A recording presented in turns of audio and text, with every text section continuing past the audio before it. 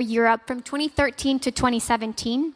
Major General Wiśniewski, the Deputy Commander of the General Command of the Polish Armed Forces. And last but not least, General Todd Wolters, who used to be the Commander of U.S. European Command and NATO's Supreme Allied Commander from 2019 to 2022. So let me start off with you, General Wolters. We have recently seen, like I said, an increase in the amount of drone attacks carried out by Russia, especially with the Shahed type of drones. How do you see unmanned systems influencing current battlefields, and how do you see these types of technologies evolving over the next 10 years as well? Well, I think they'll continue to proliferate the way that they have, certainly for the last several years. I think one of the statistics that is staggering is in the year 2025, Ukraine will purchase 7.5 million drones. One of the big parts of this that most of us that have served in the military are always concerned about is the use of a system like this in as many domains as possible, and you want to make sure that your command and control and feedback of what is taking place is appropriate for the environment that you're operating in. So if you have the appropriate command and control, you can use a system on behalf of your nation for the citizens of that nation in regard to UN type and universal type measures, to where the legitimacy of the utilization of the product is sound. And that is something that Ukraine has been very, very steadfast with over the course of the last several years. But my sense is it will continue to grow. There will be more innovation. People will be surprised and shocked what happens in the unmanned world. One of the biggest measures that we have to take into account is the degree of regulation on these systems by the nation and by the alliances. And certainly what is taking place in the United States is revolutionary. What is taking place in Ukraine is revolutionary. And this is something that we'll have to be prepared to master over the course of the next several years. And now let me turn to you, General Breedlove. How do you think unmanned systems can supplement conventional manned assets? If we think about projects like the collaborative combat aircraft, how do we reinforce capabilities like that with those of manned aircraft? Well, first of all, thanks for having me back here. And that is really the future. You know, there's going to be a high-low mix of what most people call drones. I like to call them remotely piloted aircraft because pilots are almost always involved with what drones are doing. But this low mix of the low-end first-person video drones, then with bigger, more capable drones, and then the next step in that evolution is what we call manned-unmanned teaming, where you tie these CCA aircraft to a more intelligent or more incapable aircraft, so that that aircraft can take the loyal wingman to the target and release them to do their work. And of course, our very first generation of these CCAs, or loyal wingmen, are going to be more about air-to-air and air defense than anything else. But eventually, these loyal wingmen will also become very stealthy, very precise bombers, and their presence on the battlefield is going to be increasingly important as we grow the capability to do the mission we ask them to do. And General Wiśniewski, let me turn to you now. Obviously, recently, Russia did a drone incursion into Poland on September 9th. And following that, there was a lot of talk regarding what types of systems, what type of strategy could have prevented something like that. If I was to ask you today, what sort of tactics or defensive systems do you think Poland already has or must have to prevent something like that from happening again? What would you say? Thank you very much for having been a panel. That's a little bit tricky question. I believe that we have to go to the war with the weapon system we have already in inventory, not thinking about some kind of something new, very advanced, which is not designed yet or not combat proven yet. So I believe that we are in a very challenging time. I'm talking about the military, because we have to respond in a real threat, like in a combat, being in a peacetime, having all these restrictions which are already imposed in a law and regulation, ROE and other stuff in a military hand. So we have a challenge because of that. I'm a fighter pilot, so for me, if I have any threat, I want to be offensive. I want to burn things down. I want to put the bombs on the factory. That's how I think about the future capabilities. If I'm only defensive, I cannot win. I can prevail, I can prevent something, but having a defensive asset, I can just respond to the threat only. So the enemy is choosing the time, weapon system, tactics, and other stuff, and going to attack me. So I'm not a fan about defensive capabilities only. I think the combination between offensive and defensive is the response.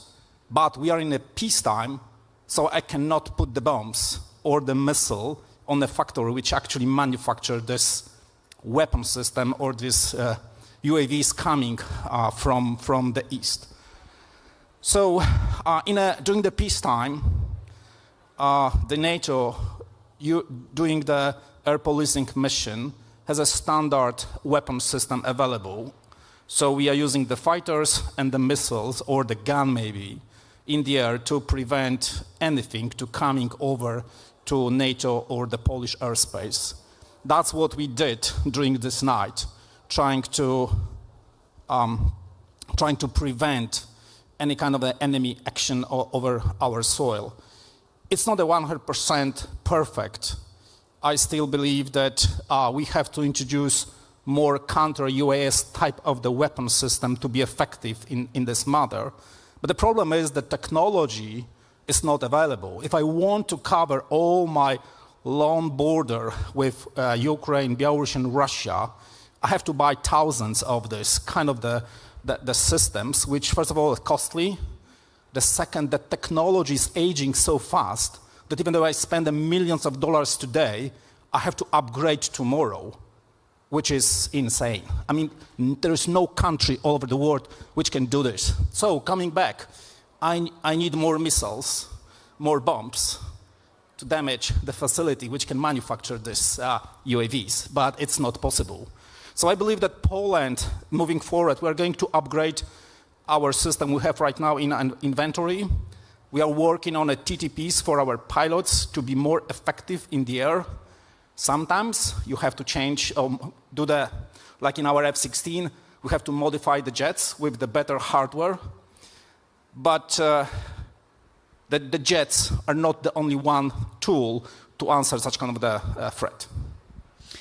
And now let me turn to you, General Caspar-Fille-Lambie. Despite the clear strategic potential that unmanned systems possess, it seems that many European institutions are too slow to adopt and integrate them at scale, a little bit like the General just mentioned. Do you think that Europe is at risk of falling behind? And if so, what do you think needs to change to fully unlock their operational value? Okay, on that topic, I think that the risk is coming from, I would say, firstly, from operational culture and lack of doctrine. Mm-hmm. The second one is the political caution and too many regulatory hurdles. We need to work on that. The third one is the fragmented defense landscape we need to work on, and also the underinvestment in research and development and procurement. So it's the main risk that we have to face that. And so I think that we need to work maybe not firstly, but in parallel on a better doctrine and the change of culture in the different armed forces. We know that the pilots, they prefer pilot a real aircraft than going to the simulator or pilot unmanned. And because of that lack, you have a lack of doctrine. General Breedlove said, okay, we know that unmanned and manned, they are a team, but in the real fact, we think to the future, but we are not really preparing the future. And if we don't have the real doctrine, we cannot ask to the industry to do the good. So, and the second one is really to focus, and maybe thanks to NATO and EU, to focus on interoperability, good standards for the needs of the drones, the UAVs we want, and clearly we need a public discussion about the different constraints, and I think around the ethic. I was the air defense commander and air operation commander in France some years ago, more than 10 years ago, when we introduced the Reaper, and when the Ministry of Defense accepted to launch bombs from the French Reaper. And it was really necessary to explain to the public to have this acceptance. And clearly, we need also a company like my company, like Babcock, to invest and to support and to build the capability with the armed forces. And now if I turn to you, Chris, the star of the show recently when it comes to unmanned technologies has been artificial intelligence. So if I was to ask you, how can AI and other technological advancements influence unmanned systems operations, and what kind of role do you see AI playing in modern unmanned systems operations? Thank you. Thank you for hosting, Elisabeth, and I'm honored to be on the panel with all of these guys. They're amazing, all have amazing backgrounds, and somehow I squeaked in. And thanks for everyone joining the discussion today. I would just say, when it comes to AI, I mean, AI is foundational to how these drones are going to operate in a more autonomous mode. And with that, you've got to collect a lot of data, you've got to process that data rapidly, but you need massive compute and capabilities to collect all the data, analyze all of the data, and then build the right models to use in the field. I think we have a lot of the technology today. I think it's out there. I don't think we're all effectively using it, and so we have to think about can you use the cloud? Can you use this thing that has all of this scale and has all of these tools? But we are seeing success around the world. I think we have to, the precision and speed that we need to make better decisions is critical. You can only do that with data. I think we need to plan for full autonomy. I'm not saying we go there, but I think we need to think that way because the bad guys are thinking that way. They don't have the same rules we have. And a couple things I reflected on, just like air defense systems have a certain amount of autonomy once they're up there finding the thing that they need to hit. Or even in the cyber domain, to think about that, like viruses and things like that have been in the environment for a long time, where they're the autonomous things that are going around and doing bad things, sometimes good things. But I think we need to just plan a little different and think about how we view this in society. I think it goes back to what Thierry was saying. He took a lot of by the way, the writing on your tablet is so small, and you glance. I don't know how you read that. That was impressive. But the last thing I'll just say is that the scary part here is that the capabilities and technologies are out there today, and if we don't plan to be faster, the bad guys will have this technology. We won't be able to react. Thank you. Now, let me circle back to you, General Breedlove. Your tenure at SACEUR coincided actually with growing tensions in Eastern Europe, especially regarding the Russian annexation of Crimea. 11 years on, how has Russian war doctrine, especially in the field of unmanned technologies, evolved, and how do you think NATO stacks up against this currently? Well, great question, and I'm going to attack it just a little differently and answer what I think are lessons about the way that air power is being accomplished in Ukraine are not the lessons we want to learn for the future. There seems to be a rush to say after Ukraine that it's all drones forever. And I think that if we look at how Russian air power has performed in Ukraine, and we grade it against the way that Western air forces carry on an air campaign, Russia's air power, in my opinion, has failed. And they have not been able to establish air superiority even over their own troops in Ukraine.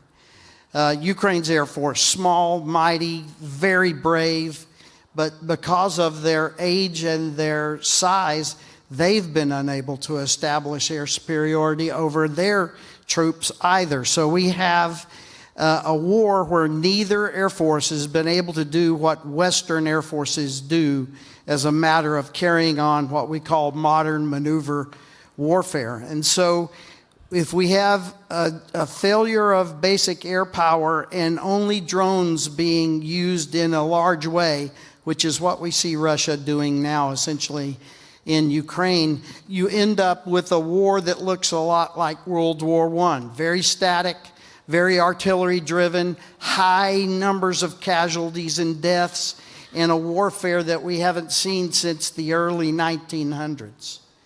Now let's compare that, and I don't want to enter into a political argument, but let's just look at how the Israeli Air Force operated in Rising Lion. They projected air power 1,000 miles away. In less than 3 days, they established total air superiority over the western two-thirds of Iran, on top of some of the best kit that Russia has to offer.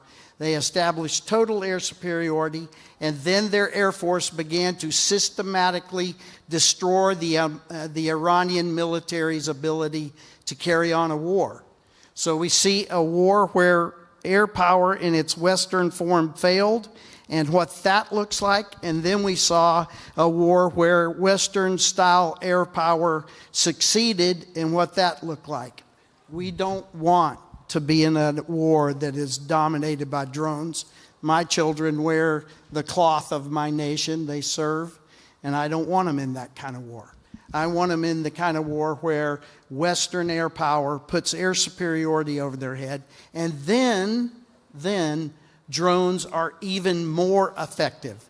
Less of them get to your country, and more of yours get to their country. That's the war that I think we should be shooting for. And General Wolters, I think going back on what General Breedlove just said, to achieve air superiority, to achieve a higher, quality of air power, I think we would all agree that collaboration and cooperation amongst all NATO nations is necessary. Obviously, over the last few months, there's been a lot of uncertainty and talk regarding the future posture of the U.S. and Europe under the current administration. Despite this, the U.S. remains at the forefront and a leader in UAV development and other unmanned technologies. So my question for you would be, how do you think we could leverage defense cooperation between the U.S. and NATO European allies in this field to achieve something like air superiority in any future battlefields? Well, the first thing we have to do is define the strategic problem when it comes to unmanned aviation. And most of us that have been in the Air Force would agree that any Air Force of any nation has a basic mission to achieve superiority, to achieve strike, and accomplish surveillance. And as we proceed into the future, what's going to happen with just exactly what Chris said, the way that you strategically and operationally and tactically, that's from big to little, mesh strike superiority and surveillance with manned versus unmanned over time is critical. And it has to be by, with, and through the nation's government. It has to represent their values. It has to represent their people. It's just not easy.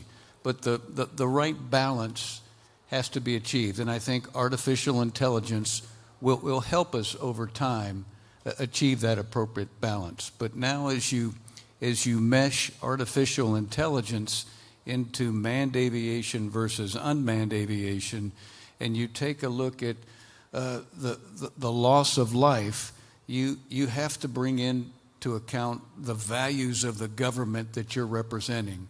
And I say all this just to remind us it is just pretty dadgum complicated to get it right. And one of the hardest things to do is to take an unmanned system and push it upon a nation's Air Force and not understand the balance between manned and unmanned, and not understand how the government of that nation is going to accomplish oversight of the percentage of manned versus unmanned. How much regulation will there be? But at the end of the day, just going back to what Chris said and what my dear friend Phil Breedlove said, if you're going to fight a battle, you have to get all this worked out. And then when you go, you have to make sure that you can strike, that you can accomplish superiority, and you can surveil the battle space 24/7 comprehensively in all domains.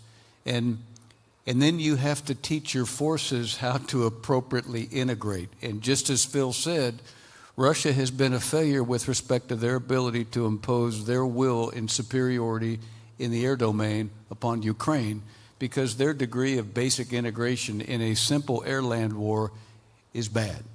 It's still bad. Ours in NATO, ours in the U.S. is much, much better.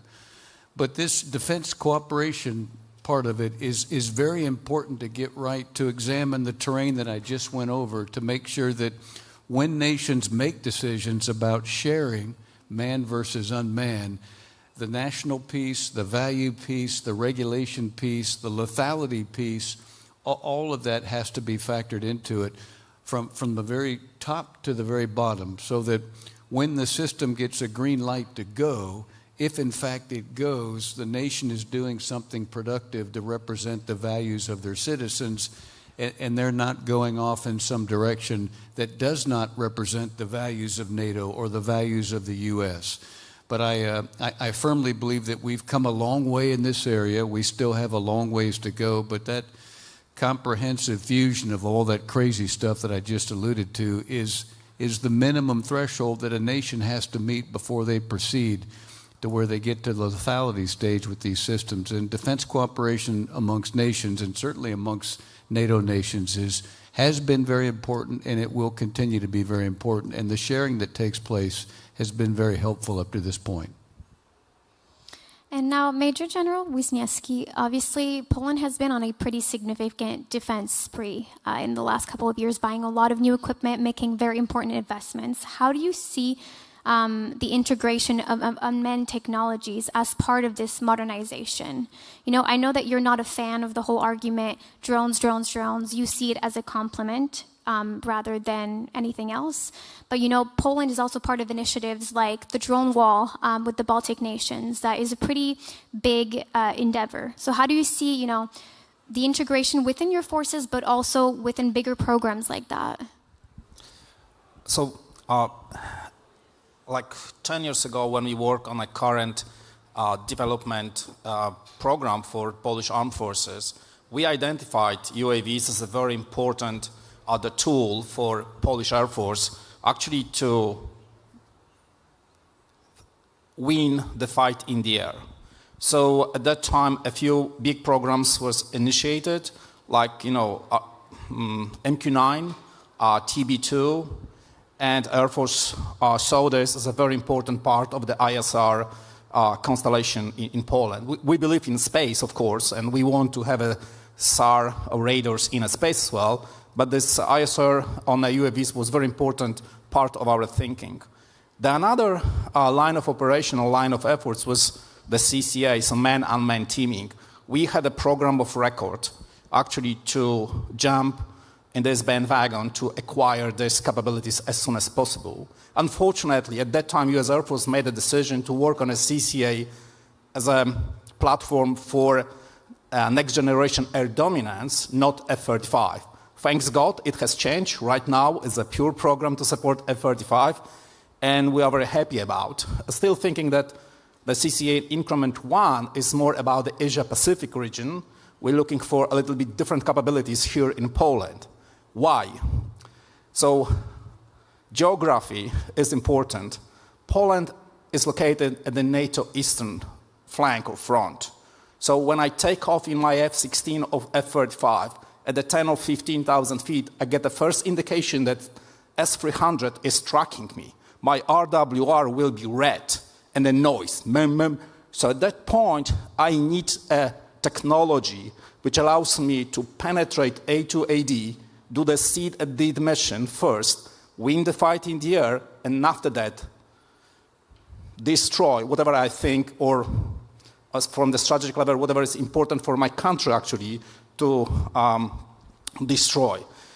So the CCA was a very important program from the beginning for the Polish Air Force. I believe that we will find additional resources to buy more F-35 and a CCA as a solution for the Air Force to fight and win air superiority. But when we talk about the drones, the Polish military, we work on this topic before the unprovoked Russian aggression over Ukraine. So Poland acquired the loitering munition. And we really thought at that time that loitering munition is very important for us from the strike capabilities. And, the connection between the sensor and the shooter, have this in the same vehicle, which can be delivered anytime we want on the battlefield. It was, part of our artillery, part of our the infantry units solution as a new capabilities. What we didn't think about was the FPV drones. So at that time, we didn't think about that. Even though we didn't test and evaluate anything, we didn't experiment with this. So that's kind of the capabilities are brand new for the Polish military. Right now, we are trying to speed up with our process to get something done, to let the people train and use this in our the military. There is the new Model 44 idea in Poland to shrink down a little bit our battalions and buy more loitering munition, FPV, and ISR asset for the battalion level of the units. So I think that we thought about these UAVs before the war, we introduced, but the scale and the speed wasn't good. So right now I believe that we can speed up the process. It is difficult. There's no technology in thousands on the market. If we talk about the big military, you're not buying 100, you're buying 1 million of the piece of something. It's aging very fast, so there is a war economy piece of the discussion, how to spend the money smart today. So we can use this technology like 2-3 years from now. But we are in this process. And I think that we have to do more experimentation, we have to do more test and evaluation, to be sure that whatever direction we go, we have to be sure that is a proper way how to develop this technology to the military. And several times during this panel, we've touched on the concept of manned-unmanned teaming. So now let me turn to you, General Caspar. How do you think we can ensure high availability of both manned and unmanned training capabilities? And how do we facilitate that with the increasing demand for drone training as well? Yes. When we speak about training capabilities, we need to consider a global training system. A global training system included assets, manned and unmanned, real, but also simulator, different synthetic system like LVC, everything connected with data center, and with the people running them. And as it has been said by the different general, and we know well when we have leading operation that the performance in the air or in real operation and between manned and unmanned is really linked to the level of the training, and you need to train again your people before sending them in the air and in operation. And we need global system, and we need to aim the availability of the global system. There is two types. There is the technical availability and the human availability. Concerning technical availability, we need dedicated people for that, helped with different technologies of data management to improve with predictive maintenance to avoid, as possible, to avoid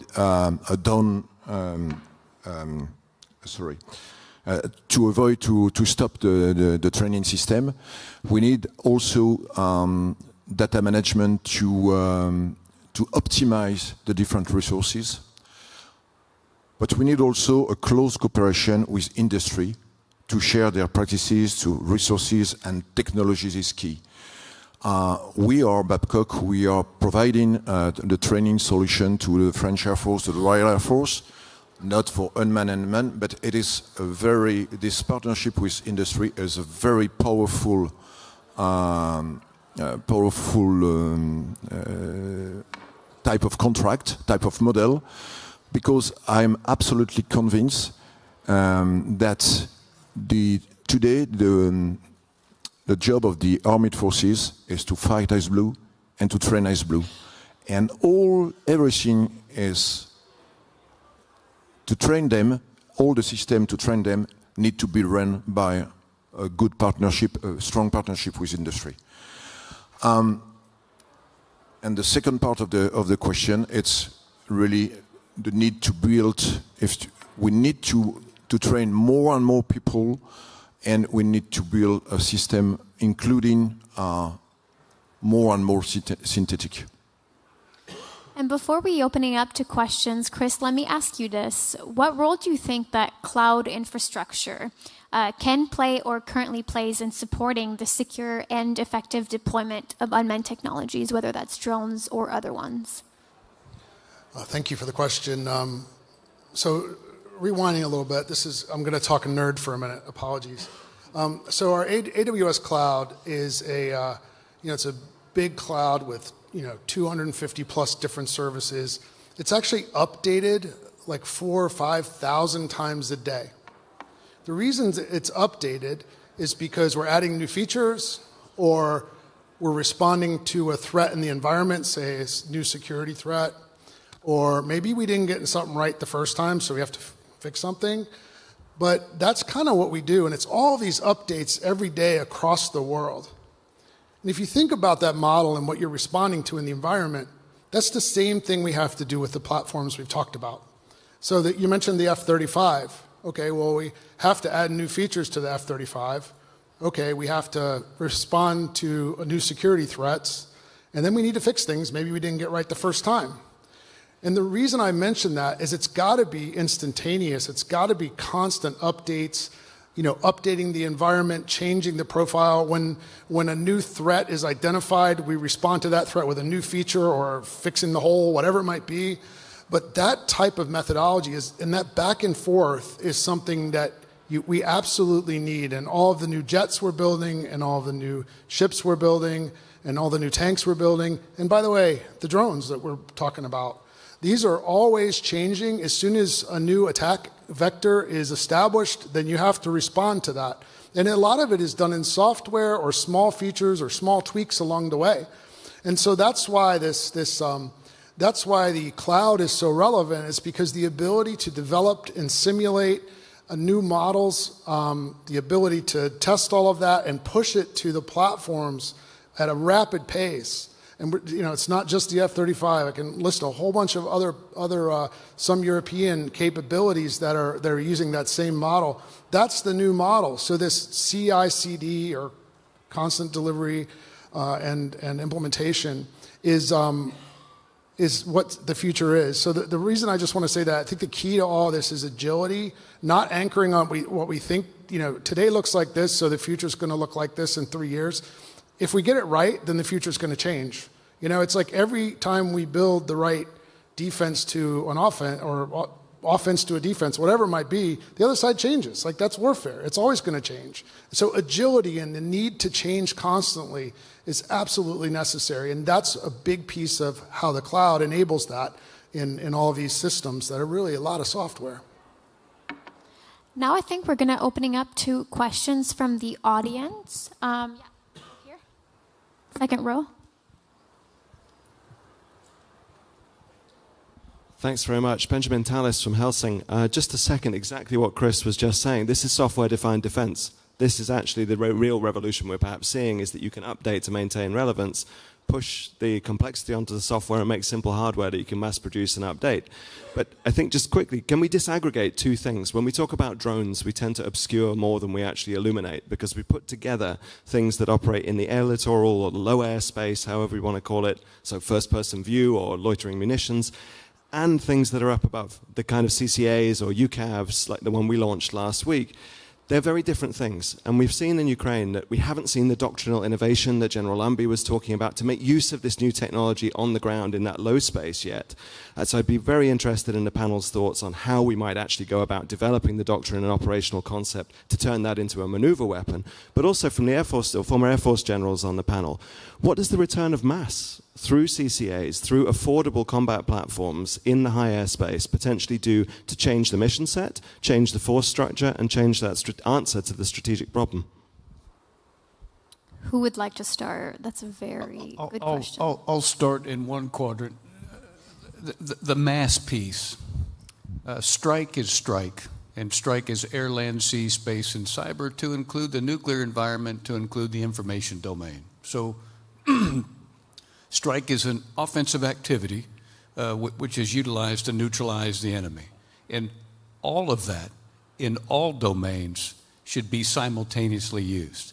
And if you go back to the dilemma that you just brought up and that Chris has talked about, it's really easy to say this. What's really difficult to do is, in 2025, to neutralize enemy X in air, land, sea, space, and cyber, to include the nuclear dimension and the information environment, we're going to strike X, Y, and Z. What is success against that same threat in 2030, 2035, and 2040?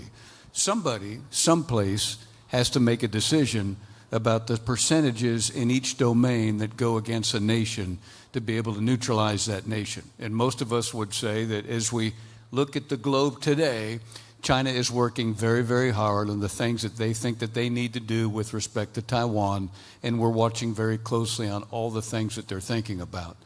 But above and beyond all that, the lethality of a nation's military in all those domains to accomplish strike, without training, it's folly. And folly is defined as February of 2022, Russia being held up with all of their vehicles being stuck. That's folly. That's a lack of training. That's a lack of appropriate integration. And what I just described in all those domains is pretty dadgum complex.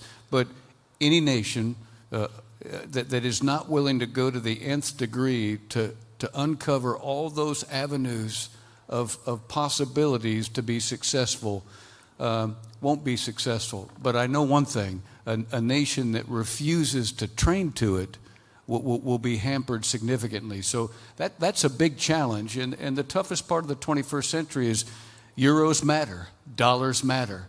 And when you're trying to set the conditions of a future force and you're trying to figure out the percentage of manned versus unmanned, what do we do in the cyber domain? What do we do in space? What do we do in air? What do we do undersea? What do we do at sea? Some very difficult challenges, but all doable. And we've got lots of planners that have worked very, very hard on this. But I get on my soapbox on this just a little bit. The training piece is the piece that translates to success. And I'm proud of what the European nations are doing, what the NATO nations are doing to work this comprehensive all-domain integration in the area of strike. We still have a long ways to go, but those are some of the challenges that I think we're tackling. Mass is an interesting word. And people think of mass meaning more of a certain thing. Again, we're learning lots and lots of lessons from Operation Rising Lion in Iran. They accomplished mass by using small drones coupled with jamming and deceptive cyber practices, coupled with actual strike to get mass. And words that are being used now are strategic paralysis in the Iranian command and control because of the mass. But it wasn't all the same stuff. It was a multi-domain operation. We use those words too much. We overuse them. But in fact, that's what happened there. On the ability to get strategy and so forth in this new environment, right now, strategy is being rewritten every day. You know, this is real. We are flying this airplane while we build it, okay? And so I think it's going to take some introspection and retrospection to really figure out what the new approach to this drone warfare is. But, as was mentioned before, The faster we can get there, the more we gain the advantage when we really understand how to use it. Yes, just to comment on your question about what kind of training system. I will take the example of the training system used by the French Air Force with LVC based on TDL. For everybody, the LVC, the live is for the real aircraft, the V is for the people in their simulator, and the C for constructive, it's a generated forces. They are using that, and they are connected through TDL and through a simulator network. It's really, really powerful because you can train all the people in LVC, but you can train them also in V plus C, meaning before sending aircraft in the air, you can train and train again the different operators, the different pilots in their simulator with a lot of scenarios and to do that. And with, which is very important, with the C2 people leading the operation. And it is for the collaborative work between unmanned and manned, we need to use that kind. And it is really useful to train the people, to prepare the operations, because with the V plus C, you are able to rehearsal an air operation or another kind of operation. That's kind of training system. So if I can, about the CCA, so of course, I don't know the size, how many we need actually, but I would like to look at from the different angle. So historically for the Russia and the Russian Air Force, gaining air superiority wasn't objective. So if you look for the Second World War, they never built a 4-engine plane actually to bomb Germany to get air superiority. The whole Russian aviation is about supporting, as a supporting service for the ground, for the armies. So having these enemies in mind, because in Poland we build up our military capabilities by threat, not bad capabilities, by threat. So having this in mind, my target initially is a ground-based air defense assets. That's something which prevents me to fully engage with any other targets in Russia. So basically when we're talking about the CCA and some kind of the vehicle which we designed for a European theater and can penetrate A to AD with the stealth technology and using sensors from the F-35, I can do pretty much what I want today because we saw this in Iran, what the Israeli Air Force did actually against double-digit SAMs. It's workable, it's durable, and I need just an assets to do this. However, the doctrine is very important, this piece. When I look for the Polish strategic documents, like National Security Strategy and other, there is no words about the mission for the Polish Air Force to gain air superiority. Most of the people in Poland thinking like in Russia, as an Air Force, as a supporting service to the land-oriented operation. And it drives me crazy. So I do my best actually to advocate in Poland to change it, to change this culture and ask for more resources for the Air Force so we can design the capabilities in Air Force actually to fight and win air superiority first, and after that support whatever the service needs support. And I think that we are getting better and better. Our CHOD, General Kukua, special operation, operators, self-operators, he understood this. He knows how it works. The challenge is that in our culture in Poland, we are a heavy land-oriented nation. But we have to adopt. Ability to adopt is one of the most important factors right now for all of us. So we are conservative as a military, but we have to adopt. We have to change ourselves. But it's workable. It's possible. Technology is available. I believe the money is available. Even though the people are available in Poland, even though Poland is a medium-sized country with some kind of the limitations because of the number of the population and the size, we don't have a strategic depth. But Israel and Israel Air Force shows us that it's workable, but you have to start thinking like that. So if you ask any Israeli officer right now about the Israeli Air Force, they usually briefed us that the best daughters and sons of Israel are serving in Air Force. That's the answer for the situation what we see right now in Eastern Europe. Yes, second row here. Thank you. My name is Anna Richards. I work with a range of legal think tanks, especially in the UK context. And I want to ask you, what are the main regulatory challenges that you encounter on the European and the British stage, especially when it comes to unmanned weapons? And how can we, as legal policy experts, bring things to the attention of politicians to make things easier for you? Yep, go ahead.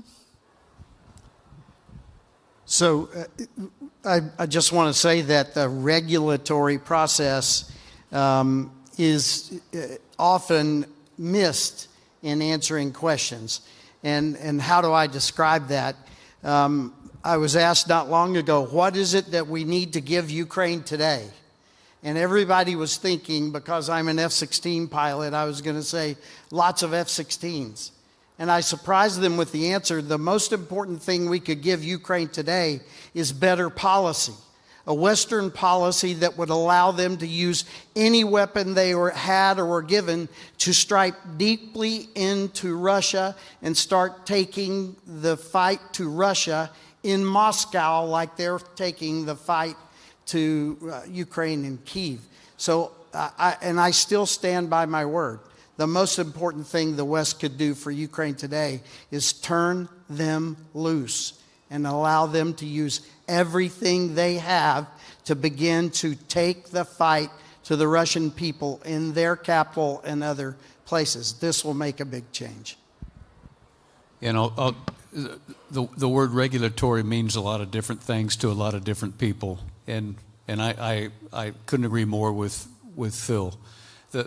The other side of the coin is the one that you have to deal with. You have to understand, we all have to understand that this weapon system represents a nation someplace. And in order to hook that weapon system into the government, into the will of the people, it has to represent the values of the citizens of that nation. And that starts to get into the degree of regulation that goes into it. And as Phil was alluding to, sometimes the less the better for speed of fielding equipment to be able to save your nation. And that has to go into the equation as well. And we in the U.S. have been through about a 4-year gauntlet of the degree of regulation on AI as it applies to its utilization in manned versus unmanned. And it goes into how much kilotonnage, what's the precision, what's the willingness of a system to penetrate human flesh. All those considerations have to go into play. And ultimately, on the regulatory side of the house, most of us would agree, certainly those of us that represent democracies, which is everybody here in this auditorium, we want Ukraine to have everything.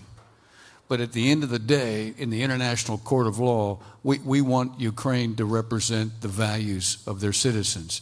And that's easy to say, but it can be difficult to do, especially when you start to get into this subject. So it's something that still has a long ways to go. It's not fast enough. It's not risk averse enough. It needs to just go a heck of a lot quicker. But at the end of the day, what typically happens is everybody gets pretty excited about throwing something to somebody, and it starts to get stalled just a little bit because you get into the practical application of this has to represent the citizens of the nation it's coming from, and that happens to be Ukraine in this particular case. So that's pretty difficult to navigate. I think we have time for one more very quick question. Yes, here, third row. Hello, Dr. Chris Lewis at Babcock. Industry's been mentioned a few times.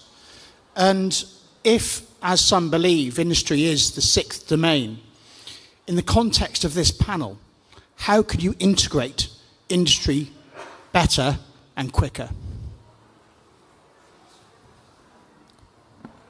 You have 1 minute. Can you summarize?